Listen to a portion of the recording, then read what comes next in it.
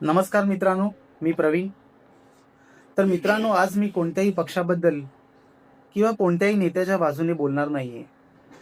तर बोलणार आहे माझ्या गावासाठी आणि गाव विकासांच्या वचनांवर फसलेल्या या गोष्टींवरती.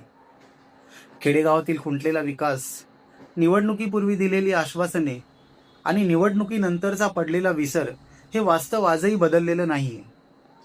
रस्ते असतील, पाणी, वीज, रोजगार, शिक्षण असेल, आरोग्य हे मूलभूत प्रश्न अजूनही प्रलंबित आहेत. गाव फक्त मतांसाठी आहे का? जर असं नसेल तर गावाचा मग विकास कुठे आहे? आपल्या खेडेगावातील कडू सत्य म्हणजे नुसती खोटी आश्वासनच आहेत, पण गावाचा विकास मात्र शून्य. आम्हाला 5 वर्षांनी आठवण पडते, नंतर विसर पडतो. मग गावाचा प्रश्न ऐकणार तरी कोण? नेत्यांची भाषणं झाली, पण गाव कायम तसाच राहिला. आपण दर 5 वर्षांनी मतदान करतो, उत्साहाने बटन दाबतो, पण प्रश्न असा आहे की आपलं गाव पुढे जातंय का, याचा विचार आपण कधीच केला नाही. पहिला मुद्दा असा आहे की गावाचा खुंटलेला विकास. आजही आमच्या गावात रस्ते पावसात चिखलाचे होऊन जातात. लाईट कधी आहे तर कधी नसते. पाणी कधी येतं तर कधी वेळेवर येत सुद्धा नाही. शाळा आहेत पण शिक्षक कमी. दवाखाना सुद्धा आहे पण डॉक्टर नाहीये. युवक आहेत पण रोजगार नाही. शहर तर दिवसेंदिवस स्मार्ट होत चाललंय, पण गाव मात्र अजूनही विकासाच्या आशेवर जगतोय. राहिला प्रश्न, दुसरा मुद्दा असा आहे, निवडणुकीतील आश्वासने. निवडणुकीच्या आधी मात्र गावात अचानक विकासाची हवा व्हायला लागते. नेते येतात, हात जोडतात, मोठमोठी आश्वासनं देतात. आम्ही रस्ता करू, पाणी योजना आणू, तरुणांना काम देऊ, हे करू ते करू, अशा बरेच खोट्या नाट्या गोष्टीची आश्वासनं देऊन जातात. पण निवडणूक संपली की ती आश्वासनं फक्त म्हणजे त्या आश्वासनांचा फलक आहे ना, हळूहळू पुसट होऊन जातो आणि पुन्हा 5 वर्ष तोच प्रश्न, तेच हाल आणि त्याचीच वाट बघत राहावं लागतं. तिसरा मुद्दा असा आहे की गावातील ग्रामस्थांची अवस्था. आता शेतकरी बांधवांना शेतीसाठी फारसा जोर नाही.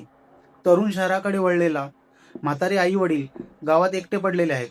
गाव ओस पडतंय. हल्ली तर सण उत्सवांसाठी माणसं कमी दिसतात, कारण गावात राहून स्वप्न पाहायची परवानगी उरलेली नाहीये. कारण गावात कुठल्याही सोयी सुविधा पाहिजे तशा होत नाहीयेत.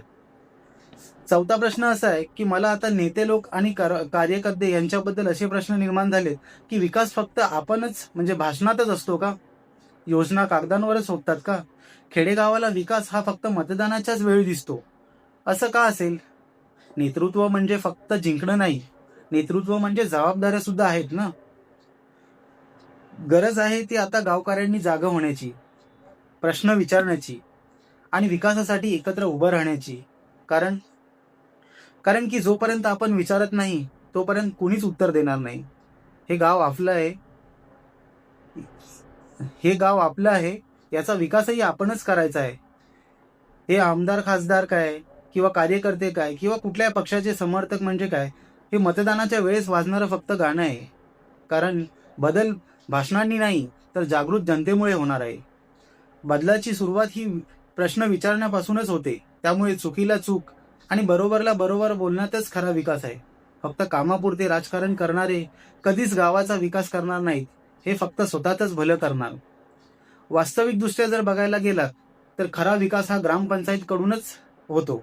पण आपल्या इकडे तसं काही दिसत नाही. कारण का, आपण प्रत्येक वाडीस आमदार खासदार कार्यकर्ते यांना बोलून मिटिंगा करत असतो, पण त्यानेही आपल्या गावाचे प्रश्न सुटणार नाहीत. गावाचे प्रश्न जेव्हा आपले पुरेपूर सुटतील की आपली जी ग्रामपंचायत आहे त्या ग्रामपंचायतकडे आपण आपल्या वाडीचे असतील गावाचे असतील मुद्दे मांडल्यानंतर ग्रामपंचायतीने जातीने लक्ष द्यायला पाहिजे. हे आमदार खासदार फक्त मतदानाच्या वेळीच फिरणार, 5 वर्ष नंतर गायब असतात. आणि जोपर्यंत ग्रामपंचायत ठाम राहत नाही किंवा गावामध्ये विकासात्मक कामं करणार नाही तोपर्यंत काही एक विकास होणार नाही. तेवढंच सत्य आहे. तर मित्रांनो, आजवरचा माझा स्वतःचा अनुभव असा आहे की आपल्या खेडेगावातील जी गावे आहेत ते आजवर नुसत्या विकासाच्या वचनांवर बसलेली गावं आहे.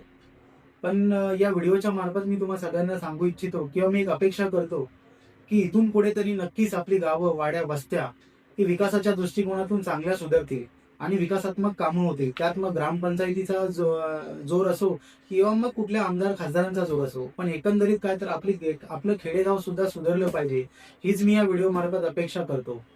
धन्यवाद मित्रांनो.